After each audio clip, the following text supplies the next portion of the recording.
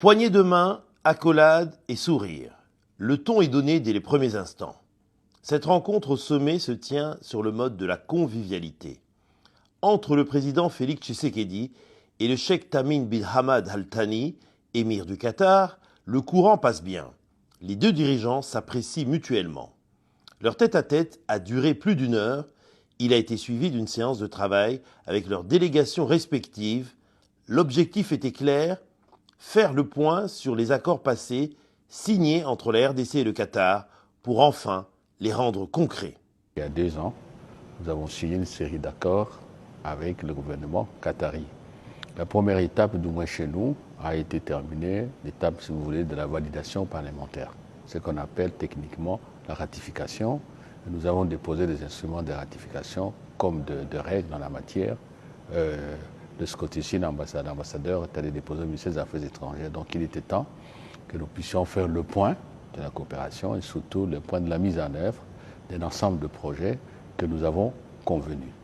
Au final, des avancées concrètes ont été faites dans les secteurs utiles pour le développement de la RDC, notamment le transport aérien et les infrastructures. La convention que nous avons signée accordant le droit de trafic à Qatar Airways, nous avons souhaité que d'ici au plus tard au mois de juin, que cette convention soit déjà en application et mon collègue a promis que dans les jours à venir, ils vont donner des précisions en termes de calendrier.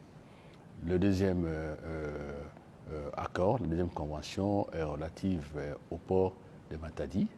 Et là, il y avait une série de formalités, d'actes de suivi qui devaient être accomplis. De notre côté, tout a été fait et je pense que avant, en tout cas la fin de l'année, le travail va commencer pour la modernisation du port de Matadi. Dans l'eau aussi c'est clair, l'argent est là. Et puis il y a le problème de l'aéroport, la construction d'un port de Njili. Bon, on s'est échangé des informations.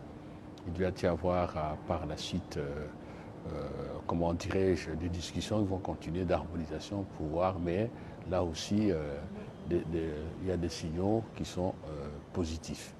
Le Qatar se profile ainsi comme un futur partenaire stratégique du Congo. Voilà pourquoi le chef de l'État a décidé il y a un peu plus d'1 an d'y installer une représentation diplomatique qui vient d'inaugurer son ambassade flambant neuve. Nous avons ouvert nos portes il y a de cela un peu plus d'1 année et c'est vraiment un honneur de recevoir le président de la République dans nos murs ainsi que d'inaugurer, si vous voulez, la première maison du Congo ici au Qatar. Alors le Qatar a une particularité. Quand vous regardez l'histoire de ce pays, quand vous regardez les 10 dernières années, l'impact que ce pays a eu dans le monde, le Qatar est différent dans son approche. C'est un pays, comme vous le dites, très riche et ils ont un sens de valeur qu'ils portent très haut et qu'ils continuent à porter de manière très diplomate et très pacifique, je dirais. Et donc, c'est certainement une plus-value que, bon, pas seulement nous, le Congo, mais tous les pays profitent d'une manière ou d'une autre. Et donc, pour nous, c'est vraiment une expérience très, très riche et une opportunité de nouer des liens forts avec ce pays du Moyen-Orient où nous n'avons pas eu de présence jusqu'à ce jour. Le président Tshisekedi a quitté le Qatar en fin de journée pour rentrer au pays.